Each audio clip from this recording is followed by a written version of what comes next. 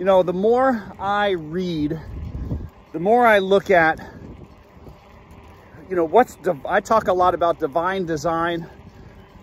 I believe in a creator. I believe that we're created for a purpose. I believe that every man, woman out there, and yes, there is a distinction, has a reason and a purpose that God places inside of them. And when you entitle people, when you give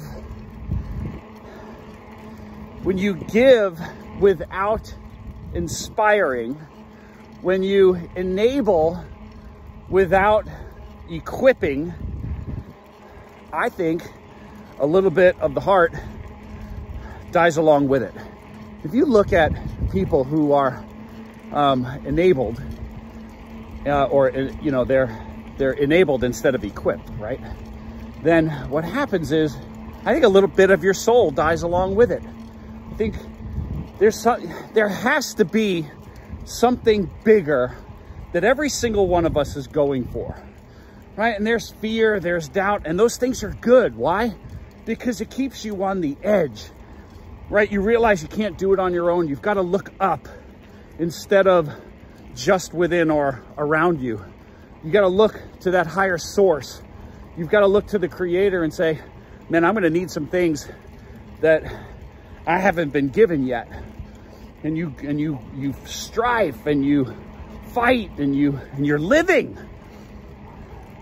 When those things aren't there, when it's just here, you know, I saw you needed this, so here, and I saw you needed this, so here, and you just give and you keep giving without equipping, good morning, then that person doesn't learn anything. They don't learn how to overcome their own adversities.